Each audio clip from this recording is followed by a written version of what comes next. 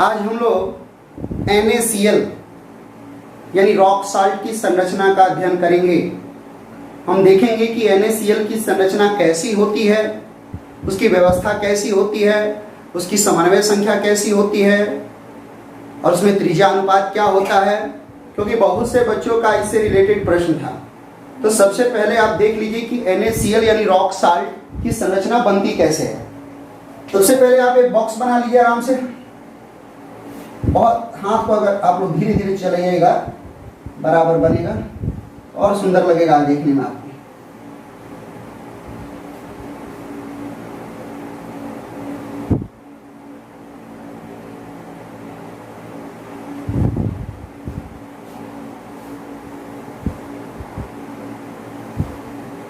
अब कॉर्नर्स को मिला दीजिए।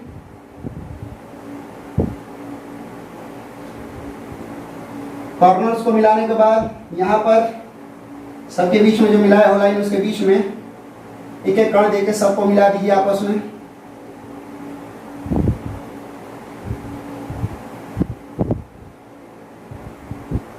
सबको आपस में मिलाने के बाद कर्व एक इस तरह, एक इस तरह, इस तरह, इस तरह डाल दीजिए और सबको सब लाइन। देखिए जो अंदर वाला है पहला है, ठीक है, ये उल्टा हो गया आपका, ठीक है। इसका कर्व जो होगा इस तरह नहीं होगा, इस तरह होगा, तभी अंदर वाला अंदर वाले के साथ मिलेगा। सेकंड वाला जो है सेकंड वाले के साथ जाकर मिलेगा, और जो थर्ड वाला है वो थर्ड वाले के साथ जाकर मिलेगा। इतना ध्यान रखना है आपको। ध्यान रखिए, ये अंदर का सबसे लेयर है, बाहर वाला एकदम बाहर वाले के साथ मिलेगा, अंदर वाला अंदर वाले के साथ मिलेगा। तो इसको देखते हुए अपनी लाइन को आप लोग व्यवस्थित कर लीजिएगा। इसी का आधार बना के आपको खींचना है। कंप्लीट। अब क्या करना है, यहां भी आपको एक दे देना है। अब देखिए कहाँ रहते हैं वो देख लीजिए। सोडियम क्लोराइड में, तो सोडियम क्लोराइड NaCl है, आयनिक यौगिक है, इसमें धन आयन और ऋण आयन होता है। ऋण आयन का आकार बड़ा मान लेते हैं गोला, और ये जो सोडियम है इसको हम डॉट मान लेते हैं। कॉर्नर पे यहाँ पे कोने पर क्लोरीन होगा, क्लोरीन होगा तो यहाँ हम गोला दे देते हैं। तो इसी तरह यहाँ पे सोडियम, फिर यहाँ क्या होगा क्लोरीन। इसी क्रम में हम लोग सजाते रहेंगे। यहाँ पे क्लोरीन हो गया है। अब देखिए सोडियम का पहले प्लेस हम निर्धारित कर देते हैं, नहीं क्लोरीन का, क्लोरीन यहाँ है तो यहाँ जब आइएगा तो सोडियम, फिर यहाँ क्लोरीन, फिर यहाँ सोडियम होगा, यहाँ सोडियम होगा, यहाँ आइएगा तो फिर क्लोरीन होगा, फिर सोडियम होगा, फिर यहाँ क्या होगा क्लोरीन होगा। फिर आप लोग इसी क्रम में आगे बढ़ते रहिएगा। यहाँ क्लोरीन हो गया तो यहाँ आइएगा तो सोडियम होगा, फिर यहाँ क्लोरीन होगा, फिर यहाँ क्या होगा सोडियम होगा, फिर यहाँ सोडियम हो गया तो यहाँ क्या हो जाएगा क्लोरीन हो जाएगा, फिर यहाँ सोडियम हो जाएगा, यहाँ क्लोरीन हो जाएगा, यहाँ क्लोरीन हो गया तो फिर यहाँ सोडियम होगा, और फिर यहाँ पे क्या होगा क्लोरीन होगा।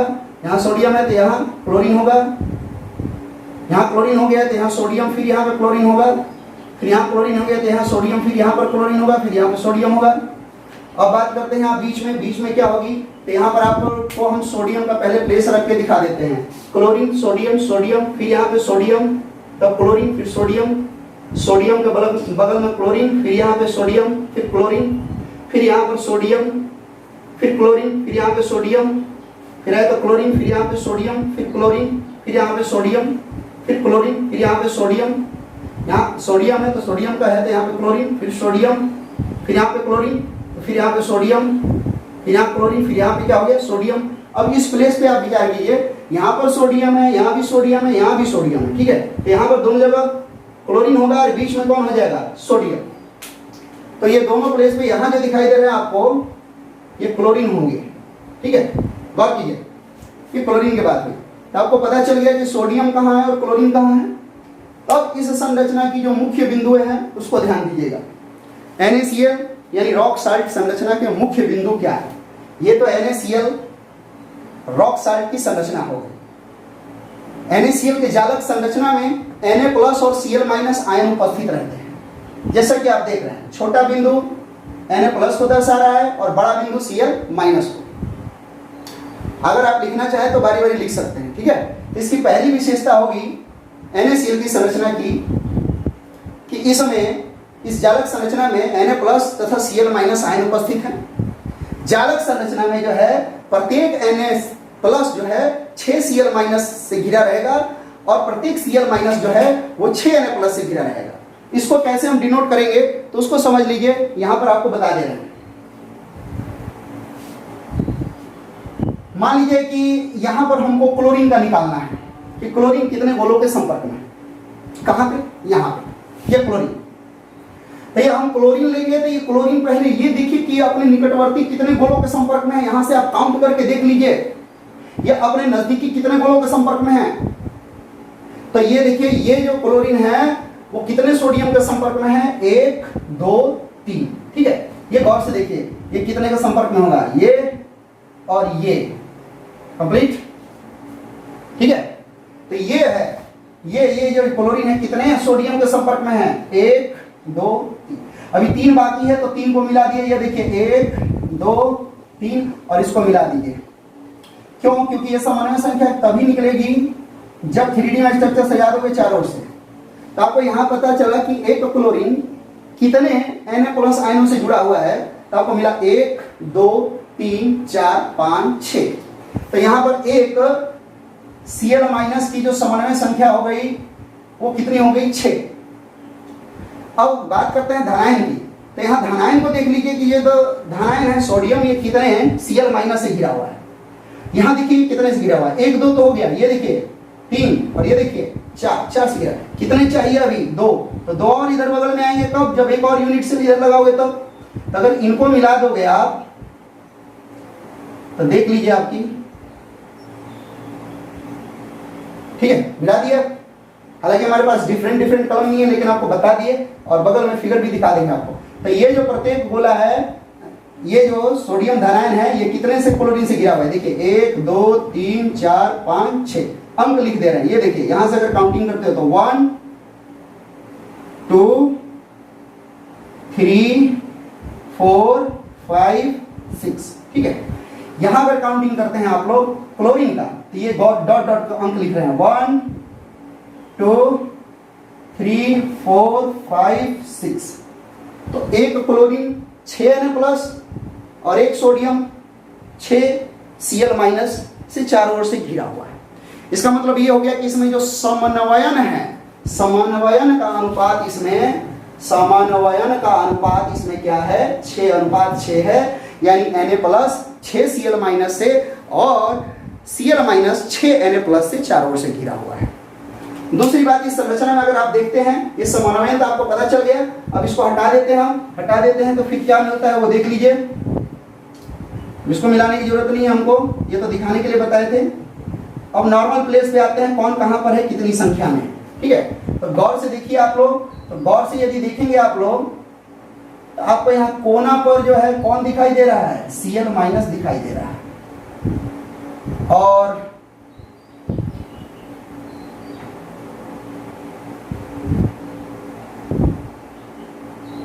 अंतः केंद्र पर कौन दिखाई दे रहा है? Sodium Na+।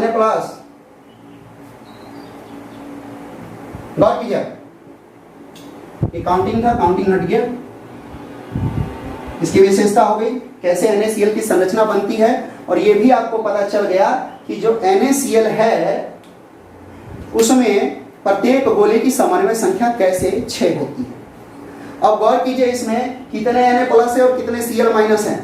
काउंटिंग कर सकते हैं आप लोग। काउंटिंग में कहीं गड़बड़ी नहीं होनी चाहिए आपकी। बड़ा वाला जो गोला है उसको भी काउंट कर लेते हैं हम। 1 2 3 4 5 6 7 8 9 10 11 12 13 14। ठीक है, 14। तो 14 जो हो गए और एक जगह क्या हो गया? 13। तो 13 और 14 का रेशियो है इसमें। दूसरी बात यह आपको ध्यान रखनी है कि इसमें जो Cl- होता है यानी जो बड़ा कण है, जो Cl- होता है वो 8 कोनों पर रहता है, कोना पर। ठीक है, और इसके अलावा जो Cl- है वो फलक के केंद्र पर भी रहता है। फलक के केंद्र मतलब ये देखिए 8 कॉर्नर तो आपको दिखाई दे रहे हैं सभी जगह। 1 2 3 4 5 6 7 ये फलक हो गया है। फलक देखिए 1 2 3 4 5 6 7 8 कॉर्नर पर है। और फलक 1 2 3 4 5 6 यानी टोटल अवयवी कण कितने हो गए इसके? टोटल अवयवी कण 8 गोले कोने पर और 6 है अंतःफलक पे। अगर टोटल निकालोगे तो 8 कोना पर है तो योगदान 8 × 1/8 यानी ये फलक पर है तो 6 है। तो 6 को मल्टीप्लाई करोगे 1/2 से क्योंकि 1/2 योगदान होता है, तो 6 गुणे 1/2 बराबर 3, तो 3 1 4। तो यदि आप बात करोगे Cl माइनस आयनों की संख्या का तो वो हो जाएगा 4। ठीक है, अगर Na प्लस आयनों की संख्या की बात करोगे तो 12 किनारों पर है, तो 12 किनारों पर जो आपको दिखाई दे रहा है 1 2 3 4 5 6 7 8 9 10 11 12 वो किनारे पर Na प्लस है। ये 12 वो किनारे पर जो है उनका योगदान जो होगा वो कितना होगा, तो किनारों पर जो योगदान होता है वो 1/4 होता है, तो 12 गुणे 1/4 और प्लस एक अंतः केंद्र पर है, तो अंतः केंद्र का तो योगदान पूर्ण होता है, तो 12 गुणे 1/4 प्लस 1, यानी कि ये हो गया 3 प्लस 1, यानी ये हो गया 4। तो जो Na प्लस आयनों की संख्या है वो कितनी होगी, 4। अगली बात हम बात करते हैं इसमें Na प्लस Cl माइनस में जो FCC संरचना में प्रत्येक Cl माइनस आयन रहेगा। FCC संरचना में क्यों रहेगा आपको बता दिए, क्योंकि 8 कोना पर है और 6 फलक पर है। ठीक है, फिर रिपीट कर रहे हैं, ये Cl माइनस कोना पर है 8 गो, और ये जो दिखाई दे रहा है एक नीचे एक ऊपर, एक लेफ्ट एक राइट, एक लेफ्ट और एक राइट, एक आगे और एक पीछे, इस तरह। तो NaCl में जो Cl माइनस है वो FCC संरचना में है, तो जो 6 अष्टफलकीय रिक्तियों से क्या होगा, उपस्थित रहेगा। तो जिसमें कौन उपस्थित रहेगा, Na प्लस आयन। ठीक है, तो Cl माइनस आयन जो है वो 6 अष्टफलकीय रिक्तियों से परितः रहेगा, संपर्क में रहेगा, और उन अष्टफलकीय रिक्तियों में कौन मौजूद रहेगा, Na प्लस। अगर इसके त्रिज्या अनुपात की बात करते हैं तो चूंकि ये आयनिक यौगिक है, तो आयनिक है तो इसमें RNA प्लस और बटा में RCl माइनस निकलेगा। तो धनायन और ऋणायन की त्रिज्या का अनुपात आप लोग किसी भी बुक से इंडेक्स में जाकर फर्स्ट ईयर के बुक में भी धनायन की त्रिज्या जो पढ़ते हैं आप लोग तीसरे लेसन में, उसमें से निकाल सकते हो। तो उसमें आपको सोडियम का मिलेगा 95 पिकोमीटर और क्लोरीन का मिलेगा 181 पिकोमीटर। तो इसमें 95 और 181 से आप डिवाइड कर दीजिए। जब 95 और 181 से डिवाइड कीजिएगा तो आएगा 0.524। डिवाइड करोगे अगर 95 में 181 से तो आएगा 0.524, जो कि 0.414 से अधिक है। इसका मतलब इसकी समन्वय संख्या 6 तो होगी, लेकिन इससे अधिक आने के से क्या मिला, तो इससे ये मिल गया कि जो Cl माइनस आयन होगा वो Na प्लस जो है उसकी अपेक्षा थोड़ा ओपन होगा, थोड़ा स्वतंत्र होगा, थोड़ा सा क्या होगा बाबू, खुला हुआ रहेगा। इसके अलावा यदि हम बात करें कि इसकी संरचनाएं और क्या क्या हो सकती हैं, तो इस समय आपका sodium iodide Na, KCl, Na भी हो जाएगा, KCl पोटेशियम क्लोराइड भी हो जाएगा, और भी हैलाइड हो जाएंगे क्षारीय धातुओं के, जैसे रुबिडियम क्लोराइड हो गया, सिल्वर क्लोराइड हो गया, सिल्वर बोरोमाइड हो गया, लिथियम क्लोराइड हो गया। उसके बाद क्षारीय मृदा धातु के ऑक्साइड भी आ जाएंगे, जैसे कैल्शियम ऑक्साइड हो गया, मैग्नीशियम ऑक्साइड हो गया। तो इनकी संरचना सब NaCl की तरह होगी। जो NaCl पे रूल लग रहा है वही हूबहू आपके अन्य जो अभी नाम पकड़े उनकी संरचना पर भी लगेगा। तो अब इसमें किसकी समन्वय संख्या कितनी होगी, इसकी संरचना क्या है, इसमें तो आप लोगों को दिक्कत नहीं होनी चाहिए। अब NaCl की संरचना क्लियर करने के बाद नेक्स्ट टॉपिक में, नेक्स्ट हेडिंग में जो है हम आते हैं CsCl की संरचना, मतलब सीजियम क्लोराइड की संरचना में जो CsCl की संरचना है वो कैसी होगी। ठीक है, तो स्पष्टता समझ लीजिए कि CsCl की संरचना NaCl से भिन्न है, इसकी संरचना BCC होगी। CsCl की संरचना कैसी होगी, BCC। तो CsCl की संरचना कैसी होती है, BCC होती है। BCC में आपको पता है कि कोनों के अलावा अंतः केंद्र पर भी एक अवयवी कण रहता है। कोना पर है अवयवी कण, कोनों के अलावा एक जो है अंतः केंद्र पर भी रहता है। ठीक है, तो CsCl की जो संरचना होती है वो BCC में होती है, और CsCl के प्रत्येक इकाई सेल में 8 Cl माइनस आयन कोनों पर रहेंगे। कोना पर कौन रहेगा, Cl माइनस आयन। यहां पर कौन से आयन रहेंगे, Cl माइनस आयन रहेंगे। ये जो है Cl माइनस है कोनों पर, और अंतः केंद्र पर जो अंतः केंद्र पर आएगा वो आएगा सोडियम आयन। तो ध्यान रखिएगा CsCl की संरचना में CsCl के प्रत्येक इकाई सेल में 8 Cl माइनस जो होंगे आयन वो कोनों पर रहेंगे, और Cs प्लस आयन बॉडी में रहेगा।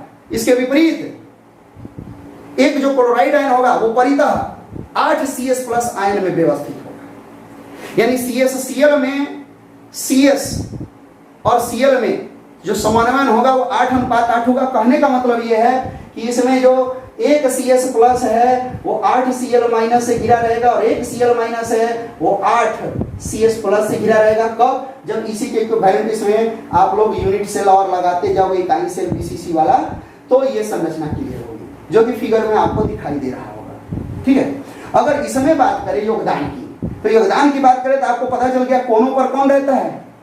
कोनों पर कौन रहता है? तो कोने पर कौन रहता है? तो इसका सीधा आंसर है कि क्लोरीन रहता है। तो इसका योगदान 8 × 1/8। अंतः केंद्र पर सीजियम, तो इसमें योगदान सीजियम का एक ही होगा, धनायन का। तो इसमें CS प्लस और Cl माइनस दोनों का जो योगदान होता है यूनिट सेल में वो कितना होता है? 1। यानी कि CSCl के प्रत्येक यूनिट सेल में एक CS plus Cl minus unit मतलब इकाई रहता है।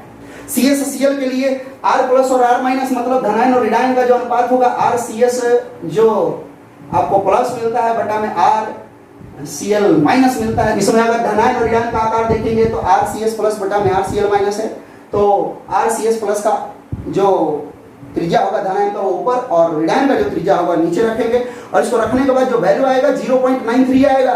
0.93 जो 0.93 होगा, इससे क्या पता चला आपको? इससे ये पता चला कि Cl माइनस आयन जो है पैकिंग में CS प्लस आयन के लिए थोड़ा सा खुला है।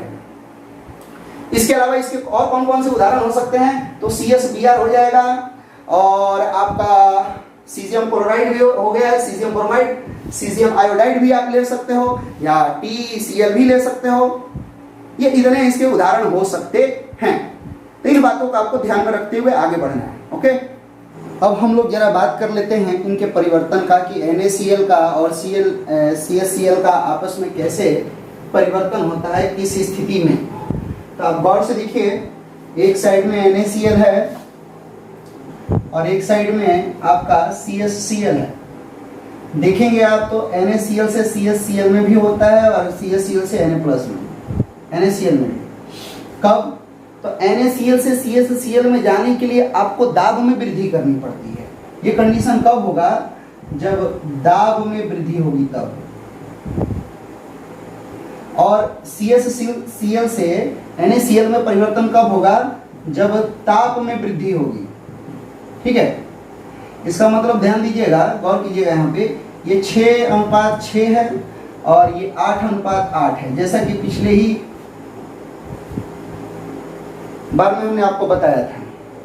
तो इसमें आप देख सकते हैं कि जब आप दाब में वृद्धि करते हैं तो समन्वयन जो है वो बढ़ रहा है, और यदि ताप में वृद्धि करते हैं तो समन्वयन क्या हो रहा है? घट रहा है, यानी समन्वय संख्या घट रही है। 8 से किसमें आ जा रही है? 6। अब जरा शॉर्टकट में हम लोग ZnS और CF2 की भी कुछ संरचनाएं देख लेते हैं। गौर कीजिएगा, आपको ये पता चल गया कि NaCl का संरचना का CSCl में कब कन्वर्जन होगा। ठीक है, तो NaCl का कन्वर्जन दाब में वृद्धि करने पर होगा, और CSCl का जो कन्वर्जन है NaCl में कब होगा? जब ताप में वृद्धि करेंगे तब। अब जरा ZnS की संरचना पे आप विचार कर लीजिए। आपका ये भी सवाल रहता है ZnS के बारे में। इसकी भी मुख्य बिंदुओं को देख लीजिएगा कि ZnS की संरचना कैसी होती है। तो CCP प्रकार की होती है। अगर कुछ नोट करना हो तो आप इसमें बातों को सुन सुनकर नोट कर सकते हैं। ठीक है, ZnS की संरचना कैसी होती है? CCP प्रकार की होती है। इसमें H2- आयन जो होते हैं FCC संरचना बनाते हैं, यानी इसमें जो ये टोटल है इसका CCP है, लेकिन जो H2- आयन है वो FCC में जाता है। H2- आयन किस में जाएगा? FCC में जाएगा। और इसमें जो समन्वयन का अनुपात होगा वो 4:4 होगा। कैसे 4:4 होगा? इस बात को आप लोग क्लियर कर सकते हो ZnS में, राइट? कैसे? तो अगर H2 आयन माइनस की बात करेंगे तो ये 8 आयन कोनों पर रहेगा। ठीक है, कंप्लीट। अगर आप लोग इकाई सेल बनाते हैं जैसे NaCl का बनाए थे, तो जो H2- का देखिएगा आप लोग, तो जो 8 आयन होंगे कॉर्नर पे होंगे, किसके? H2- आयन के। तो कोने पर योगदान कितना होगा? 8 × 1/8 बराबर 1। और इसके अलावा 6 आयन जो हैं फलक पर होंगे। तो फलक पर है तो 6 × 1/2 योगदान होगा। तो इसका कितना हो जाएगा? 3, यानी टोटल कितना हो गया? 4 H2-। Zn की बात करें, Zn2+ की यहाँ पर बात करें, तो Zn2+ जो है ये 4 अंतः केंद्र में होगा। कितने अंतः केंद्र में? 4 आयन होंगे बॉडी के केंद्र में। ठीक है, इसके 4 आयन कहाँ होंगे? बॉडी के केंद्र में, नहीं अंतः केंद्र में होंगे। तो अंतः केंद्र में 1 रहता है, 4 मिलेंगे तो ये 4 गुणे 1 हो जाएगा, बराबर कितना हो गया 4। ठीक है, तो ZnS का भी स्ट्रक्चर NaCl की तरह बनाना पड़ेगा, जो कि थोड़ा लंबा हो सकता है, फिर अगली क्लास में देख लेंगे। कुछ मुख्य बातें इस तरह आप लोगों को बता दी जा रही हैं। अगर इसके और उदाहरण की बात करेंगे और किस किस में ये मिल सकता है ZnS जैसा संरचना, ठीक है, तो ZnS जैसी संरचना आपकी CuCl में मिल सकती है, CuBr में मिल सकती है।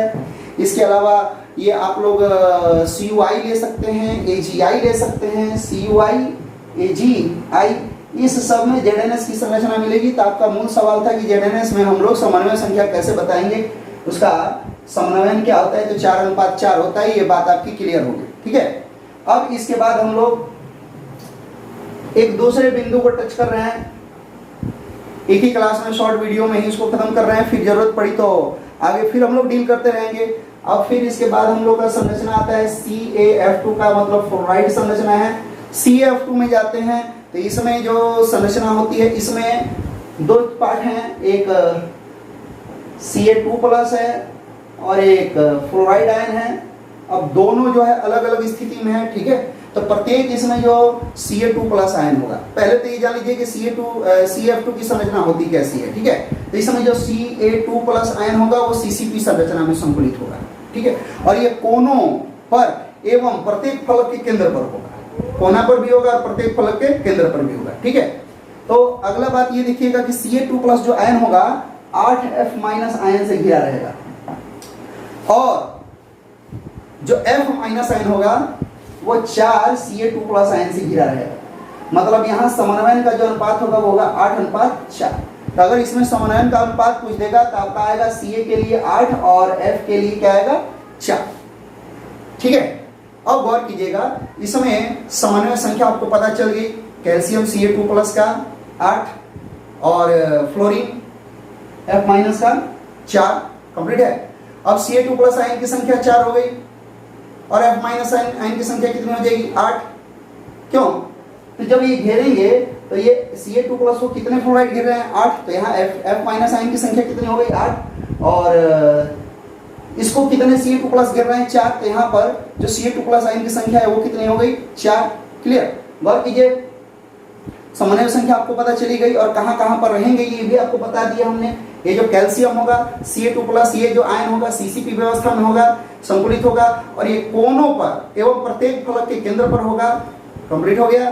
दूसरा पॉइंट ये ध्यान रखिए, इसकी जैसी और संरचनाएं किसकी किसकी हो सकती हैं, तो barium fluoride, BaF2, BaCl2, SrF2, strontium fluoride etcetera, इनकी जो संरचनाएं होंगी वो CaF2 की तरह हो सकती हैं। और जो कुछ संरचनाएं होती हैं इससे थोड़ा उल्टी होती है, जिसको हम एंटी फ्लोराइड संरचना बोलते हैं। तो एंटी फ्लोराइड संरचना कौन कौन दिखा सकते हैं, आपको पता है Na2O है, K2O है, Li2O है, ये सब एंटी फ्लोराइड संरचना दिखाते हैं। क्यों दिखाते हैं ये समझ लिए, इसमें एक उदाहरण ले लेते हैं, ये सब एक ही जैसे हैं। Na2O ही आप ले लिए, तो इसमें अगर जाते हैं आप लोग तो Na जो है प्लस हटा देते हैं और O2- अलग कर देते हैं, इसको आयन में जब डिस्ट्रीब्यूट कर देते हैं, बांट देते हैं, तो इसमें जो ऋणायन होता है वो CCP में होता है। ध्यान दीजिए, यहाँ पर जो धनायन था वो CCP में था, लेकिन यहाँ पर जो ऋणायन होगा वो CCP में होगा। कंप्लीट, और जहाँ वहाँ धनायन था वो यहाँ ऋणायन बन जाएगा। कंप्लीट, और समन्वयन संख्या भी ठीक इसकी क्या हो जाएगी, उल्टी हो जाएगी। तो Li2O, Na2O जो है आपका K2O, इसको एंटी फ्लोराइड संरचना कहते हैं, और इसमें ऋणायन CCP व्यवस्था में व्यवस्थित रहता है, और प्रत्येक धनायन जो होता है, प्रत्येक धनायन वो 4 ऋणायन मतलब 4 O2- से घिरा रहेगा। जो प्रत्येक ऋणायन है वो 8 धनायन मतलब 8 Na+ से घिरा रहेगा। तो यहाँ समन्वयन का जो अनुपात होगा वो 4 कितना हो जाएगा 8, जो कि उल्टा है। राइट, 4:8 हो गया, जो कि क्या है, उल्टा है किसके, 8:4 के। तो ये एंटी फ्लोराइड संरचनाएं होंगी। ये भी ध्यान रखना, धनायन जो है आधी चतुष्फलकीय रिक्तियों को आच्छादित करेगा यानी घेरेगा। क्लियर हो गया, तो ये आपकी इसकी जानकारी थी, और आगे फिर हम लोग जरूरत पड़ेगी तो और लेक्चर्स बनाते रहेंगे। और एक बार इनकी मोटी मोटी बातों को फिर से एक बार रिपीट कर देते हैं। आपने NaCl को देखा, तो NaCl की जो संरचना है उसमें Na+ और Cl- आयन रहते हैं, और जालक संरचना में प्रत्येक Na+ जो है 6 Cl- से, और प्रत्येक Cl- जो है 6 Na+ आयन से घिरा रहता है। यानी इसमें समन्वयन का जो अनुपात होता है 6:6 होता है, और इसमें प्रत्येक आयन की समन्वय संख्या कितनी होती है, 6 होती है। Na+ और Cl- का FCC संरचना होता है। इसमें Na+ आयन क्यूब के कहाँ रहेगा, Na प्लस आयन क्यूब के 12 किनारे के केंद्र पर रहेगा और एक अंतः केंद्र के पर रहेगा। ठीक है, इसके अलावा जो Cl माइनस आयन रहेगा वो 8 कोनों पर रहेगा और हर एक फलक के केंद्र पर रहेगा। ठीक है, उसके बाद NaCl के एक यूनिट सेल में 14 Na प्लस और 13 Cl माइनस या इसके विपरीत हो सकते हैं। इसके विपरीत का मतलब जो तो 14 Na प्लस 13 Cl माइनस या 13 Na प्लस 14 Cl माइनस, ऐसा विपरीत स्थितियों में ये FCC यूनिट सेल में जाएंगे। अगर 4 NaCl है तो 4 Na प्लस और 4 Cl माइनस कण उपस्थित उसमें रहेंगे। अगर Na प्लस Cl माइनस की FCC संरचना में Cl माइनस जो आयन के परितः 6 ऑक्टाहेड्रल वॉइड्स होते हैं जिनमें कौन उपस्थित रहता है, सोडियम। ये भी आपको पता चल गया कि NaCl में Na प्लस और Cl माइनस का जो त्रिज्या अनुपात होता है वो 0.526 के लगभग होता है, जो कि 0.44 से अधिक है। इससे क्लियर होता है कि जो क्लोराइड आयन है, Cl माइनस आयन है, वो Na प्लस